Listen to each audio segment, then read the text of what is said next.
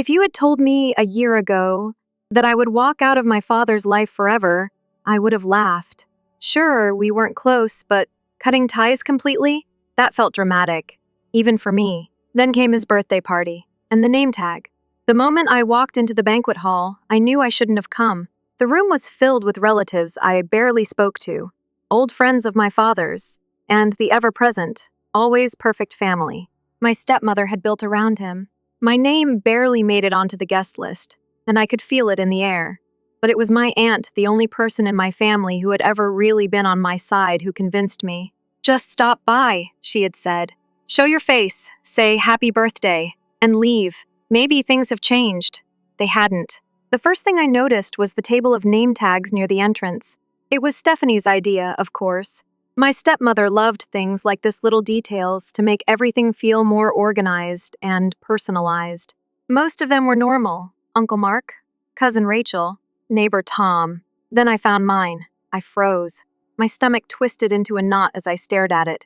My name, written neatly on the tag, but underneath, in smaller letters, someone had added, "The disappointment." I felt the heat rise to my face.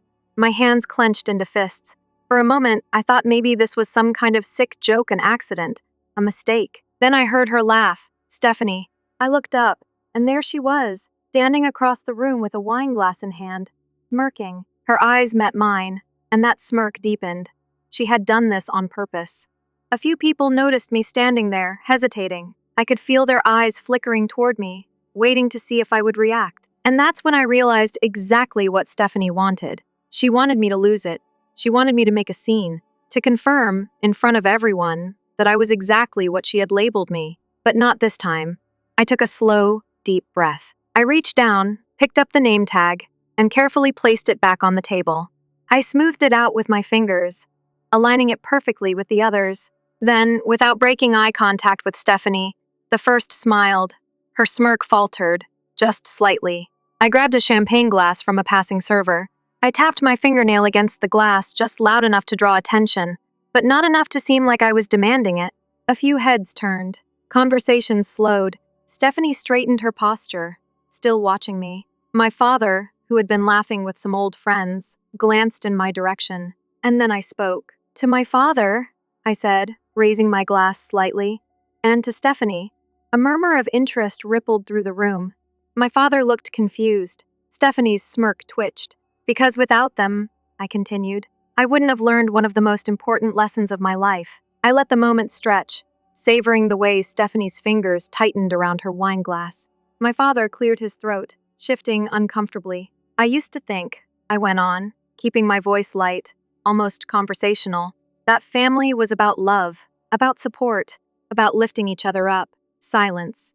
But tonight, I've been reminded that, for some people, family is about control. It's about making sure you fit into the role they've written for you. And if you don't, I gave a small, knowing smile. Well, they make sure you know exactly where you stand. My father's jaw tightened. Stephanie's eyes burned into mine. The room was completely still. I set my glass down on the table beside me. "So, with that in mind," I said, exhaling sharply, "I'd like to make one final toast." Stephanie's grip on her glass tightened. My father opened his mouth, as if to stop me, but I didn't let him. "To the last time you will ever see me." I clinked my glass against the edge of the table, then turned on my heel and walked toward the door.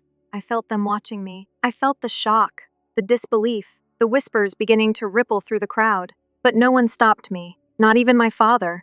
I took one last glance over my shoulder before stepping through the exit, and what I saw told me everything I needed to know. My father stone-faced, gripping his glass. Olivia and Hunter, stunned into silence. And Stephanie, lips slightly parted, fury burning behind her carefully painted expression. She had wanted to humiliate me. Instead, I had left her standing in the wreckage. As I stepped outside, the cool night air filled my lungs, and for the first time in years, I felt light. This time, I wasn't running away. I was walking towards something better. The moment I stepped outside, I knew there was no going back. For the first time in my life, I had drawn a clear line. No more pretending. No more trying to fit into a family that had spent years reminding me I didn't belong. But I also knew this wasn't over. I drove home in silence, my hands gripping the steering wheel tighter than necessary. The adrenaline from my speech was still buzzing in my veins, but underneath it was something else, something heavier. Anger? Relief? Fear? Maybe all of them. By the time I reached my apartment, my phone was already buzzing. The first call was from my father. I let it go to voicemail. Then came another, and another. Then Stephanie. Then Olivia. Then my father again. I turned my phone off. I needed space. I needed to breathe. I needed to process what had just happened. But deep down, I knew. This wasn't just about a dramatic exit. This was a shift, a fundamental change in the way my family saw me. For the first time, I had taken control of the narrative, and they weren't going to let that slide. The next morning, I turned my phone back on. 23 missed calls, 17 voicemails, and more texts than I cared to count. I ignored most of them. But then I saw one from my aunt, the only person who had ever been on my side. "Aunt Rachel, proud of you. Call me when you're ready." I exhaled slowly. At least someone understood. When I finally checked the voicemails, it was exactly what I expected. My father's messages started calm, measured. "We need to talk. Call me back." Then irritation. "This is ridiculous. You're being dramatic." By the fourth message, he was full-on angry. "You embarrassed me in front of my friends. Do you even understand what you've done?" Ah, there it was. Not "you hurt me." Not "let's fix this." Just "you embarrassed me." I rolled my eyes and deleted them all. Then I got to Stephanie's messages. Her voice was syrupy sweet, but I knew that tone too well. It was the same one she used whenever she was pretending to be the victim. "I don't know why you're so angry at me. It was just a joke. You always take things too seriously. You should apologize to your father. He deserves better than this. We were just trying to include you. But if you want to throw a tantrum, that's on you." I laughed out loud. Including me? Was that what she called humiliation now? I deleted her messages too. I called my aunt instead. She picked up on the first ring. "Took you long enough." I smiled for the first time since last night. "Yeah, well, needed a moment." Rachel sighed. "They're losing it, you know." I figured. "Your dad's been pacing the house all morning. Stephanie's playing the victim card. Olivia and Hunter are acting like you personally ruined their reputations." I snorted. "Their reputations?" "Oh, yeah," Rachel said dryly. "Apparently, being related to you is now some kind of liability." I rolled my eyes. "Of course," she hesitated. "But listen, there's something else. Something I think you should know." I straightened. "What?" Rachel hesitated just long enough to make my stomach twist. I overheard Stephanie talking to a lawyer. Silence. I sat up straighter. "What?" She was on the phone in the other room. "She didn't know I was there." Rachel's voice dropped slightly. "She said something about your father's will." My heart stopped. "Wait," I said slowly, my pulse picking up. "Are you saying?" "I don't know for sure," Rachel said. "But it sounded like she's been trying to change things. Trying to make sure everything goes to Hunter and Olivia." My hands clenched into fists. Of course she was. I had always assumed I wasn't in my father's will. I had made peace with that. But the idea that Stephanie was actively working to erase me? That was something else entirely. I took a slow, measured breath. "Thank you for telling me." Rachel hesitated. "What are you going to do?" I exhaled. I didn't know yet. But one thing was clear: this wasn't over. Not even close.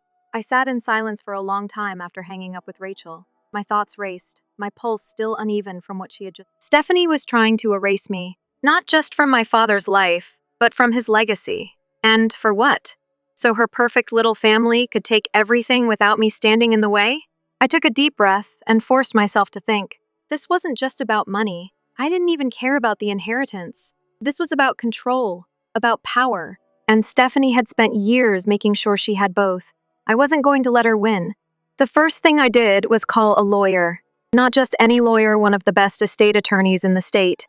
I wasn't even sure if my father had already changed his will, but I needed to be prepared. If there was even a chance Stephanie was pulling legal strings behind my back, I had to be ready to fight back. Rachel had given me just enough information to work with. "I need to know if my father's will has been altered recently," I told the attorney over the phone.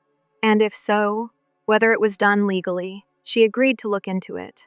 That was step 1. Step 2? Confrontation. I had spent years avoiding my father's house, but that was about to change. I didn't tell anyone I was coming. I wanted to catch them off guard. When I pulled up to the house, my stomach twisted. Everything looked too perfect. The front yard was meticulously maintained, the curtains drawn just so. It was the kind of place that screamed nothing is wrong here. I knew better. I knocked. The door opened a moment later, and Stephanie stood there, blinking in shock. "Well," she said after a beat, "this is a surprise." I smiled, all teeth. "I'm full of them." She hesitated, then stepped aside. "Your father's in his office." "Good," I said, stepping in. "I need to talk to him." She didn't try to stop me. That alone told me she knew exactly why I was here. My father looked up when I walked in. His expression flickered between annoyance and something else. "Guilt?" "Alex," he said, setting down his pen. "Didn't expect to see you." I sat down across from him. "Yeah, well, I didn't expect to find out you were cutting me out of your will." His jaw tightened. "Who told you that? Does it matter?" He exhaled sharply, rubbing his temples. "This isn't what you think." I crossed my arms.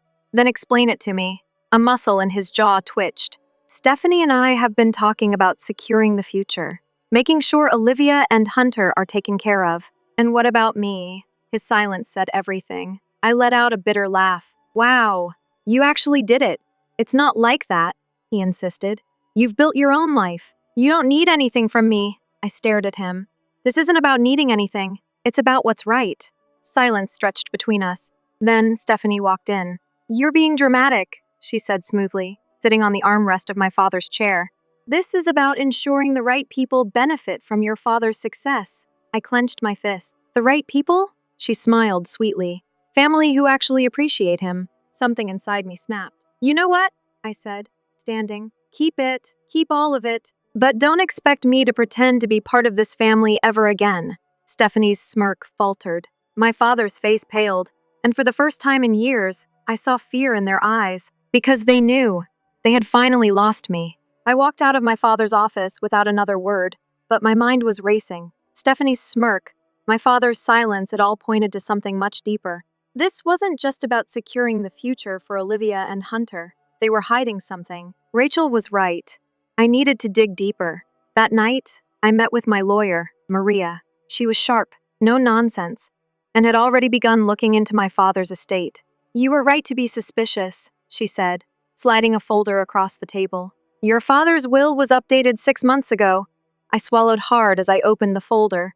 My name was gone, completely erased. Every single asset was left to Stephanie, Olivia, and Hunter. Maria continued, "It's not illegal to change a will, but the timing is suspicious. And get this, there's a clause in there that states that if your father becomes mentally unfit to make decisions, Stephanie takes full control of his estate." I looked up sharply. "Wait, what?" Maria nodded. "If something happens to him, dementia, an accident, anything, she gets everything, without question." A chill ran down my spine. This wasn't just about inheritance. This was a power grab. Stephanie wasn't just trying to erase me. She was securing her own future, ensuring that even if my father could no longer make decisions, she would have total control. I needed more proof, and I knew exactly where to get it. Rachel had always been my lifeline in that house, and if anyone had seen something suspicious, it was her. I called her the next morning. "I need your help." Without hesitation, she said, "Tell me what you need." I explained what Maria had found, and Rachel cursed under her breath. I knew it.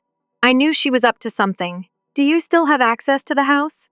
I asked. Rachel hesitated, then said, "Stephanie never changed the security code.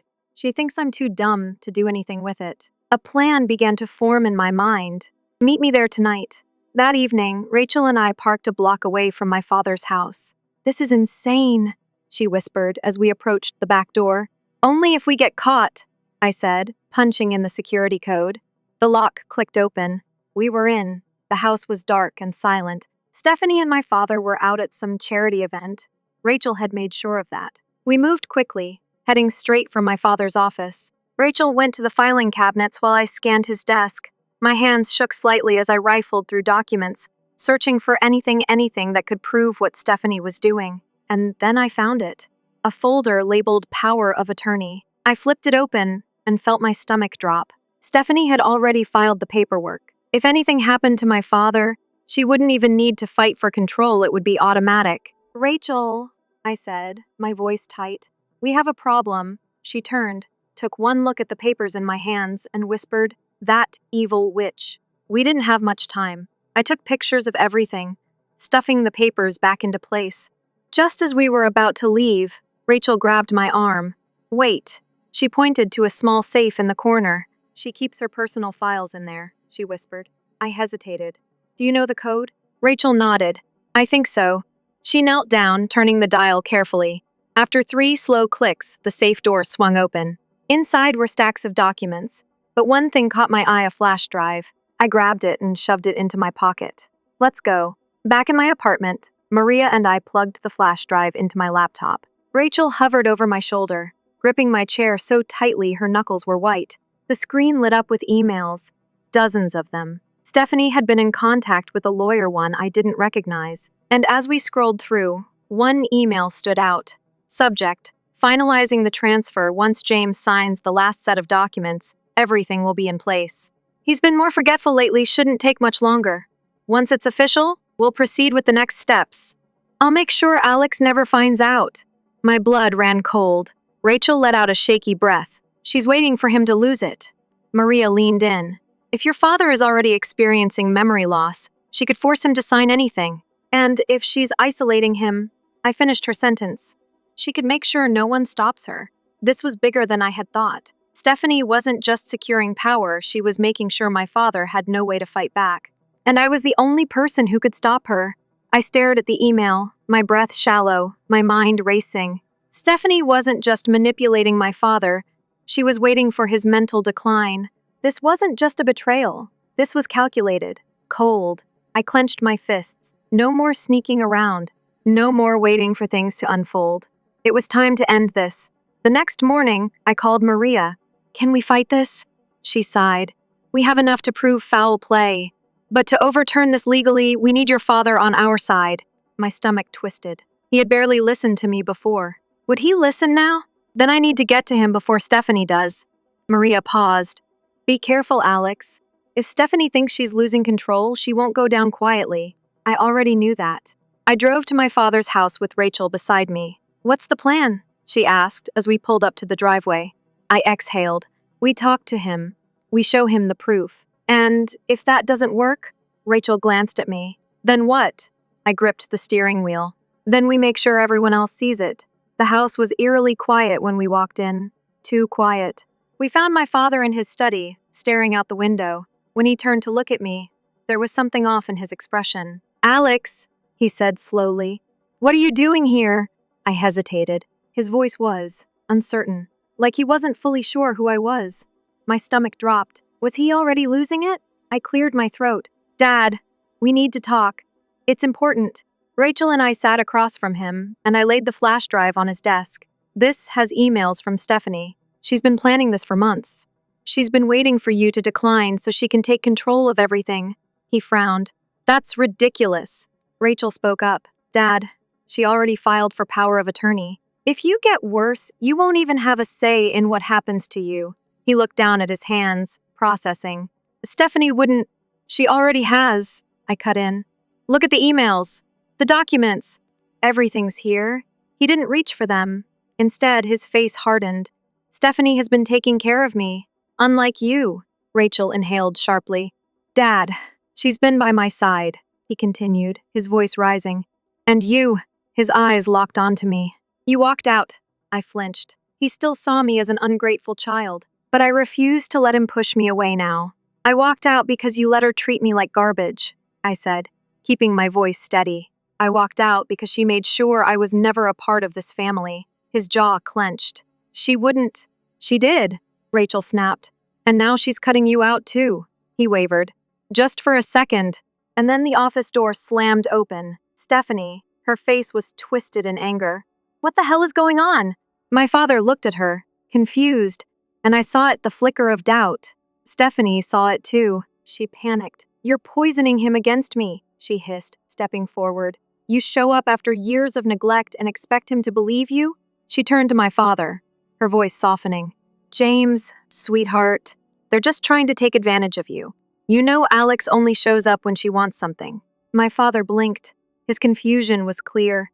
She was manipulating him right in front of us. I took a deep breath and made my final move. I pulled out my phone and hit play. A voice filled the room, Stephanie's voice. Once James signs the last set of documents, everything will be in place. He's been more forgetful lately, shouldn't take much longer. Once it's official, we'll proceed with the next steps. I'll make sure Alex never finds out. My father's face went pale. Stephanie's mask shattered. Pure panic. Rachel crossed her arms. Still think we're lying? My father stared at Stephanie. Is this true? Stephanie took a step back. James, don't. Is it true? His voice shook the walls. She opened her mouth, closed it, and in that moment, she knew. She had lost. The fallout was fast, brutal. Stephanie was kicked out. My father, shaken and humiliated, cut her off. Rachel and I took him to Maria the next day to reverse everything she had done. I wish I could say it ended there, but the damage was deep. My father wasn't the same. The betrayal had broken something in him, and in me too. But for the first time in years, I had done something right. I had won.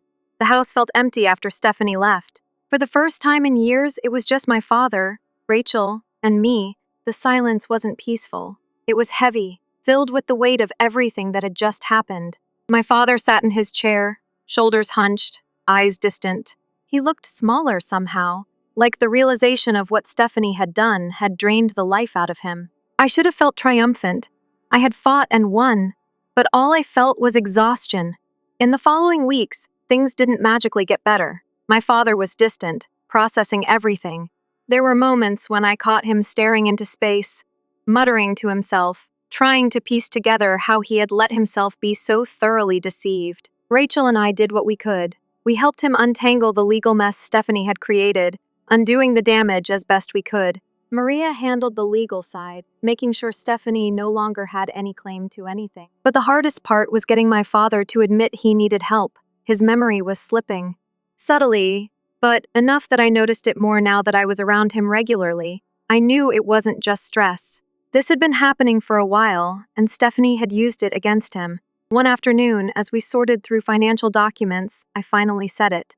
Dad, we need to see a doctor. He stiffened. I'm fine.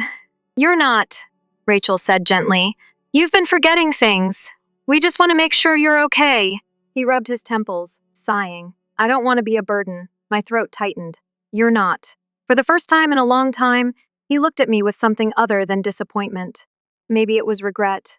Maybe it was understanding. The next week, we went to a neurologist. The diagnosis came quickly, early-stage Alzheimer's. It hit me harder than I expected. After everything, after all the fighting, I thought I'd finally have time to repair things with him. But now, time felt like it was slipping away before I even had the chance. Rachel and I sat with him in the doctor's office, letting the news sink in. I don't want to forget you, he said quietly. I swallowed the lump in my throat. You won't. I didn't know if that was true, but I needed to believe it. Stephanie didn't stay gone. A month after everything went down, she tried to crawl back. She sent messages, left voicemails, even showed up at my father's house pretending to be concerned. I made mistakes, she said, voice trembling, but I still love him. I didn't buy it for a second, and neither did Rachel.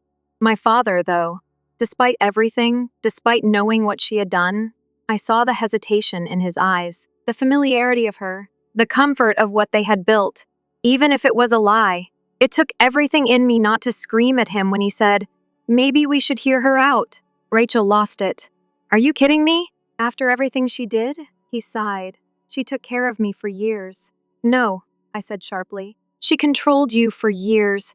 Stephanie watched, her crocodile tears ready. James, sweetheart, please. I stepped in front of her. Get out. She glared at me, dropping the act. This isn't over. I smiled. Oh, but it is. I made sure of it. Maria filed a restraining order the next day. The months that followed weren't easy. Taking care of my father wasn't something I had planned for. It was strange after years of feeling like an outsider in my own family. I was now the one responsible for what remained of it. There were good days. Days when he seemed sharp, when he cracked a joke, or told a story about when I was a kid. Days when I thought maybe, just maybe, things could be okay. And then there were the bad days. When he forgot things. When he called me by the wrong name. When he got frustrated and angry at things that didn't make sense. It was heartbreaking, but I stayed. Not because he had always been a great father. Not because he deserved it. But because I did. I deserved to be more than the disappointment he once saw me as. I deserved to do what was right not for him, but for me. Rachel and I set up in home care, making sure he was comfortable. I visited often, making sure he never felt alone. For the first time in years, I felt something close to peace. The last conversation I had with my father before things got really bad was a quiet one. We were sitting on the porch, watching the sunset, the air crisp with the first signs of autumn. He looked at me suddenly and said, "I should have been better. I didn't know what to say." So I just nodded. "Yeah, you should have." A long pause. Then he chuckled. "You're not supposed to agree," I smirked. "I never did what I was supposed to." He laughed, shaking his head. "Guess not." He turned to me then, his eyes clearer than they had been in weeks. "I'm proud of you." I felt my throat tighten. "Thanks, Dad. A year ago, I would have been killed for those words. Now I didn't need them, but they still mattered. Months later, when he no longer remembered me, I held on to that moment. And when he finally passed, I didn't cry for what was lost. I cried for what we had managed to rebuild. I cried because, despite everything, I had won. Not the inheritance, not the approval I had once desperately sought, but my own freedom. The cycle ended with me, and for the first time in my life, I was finally, truly free.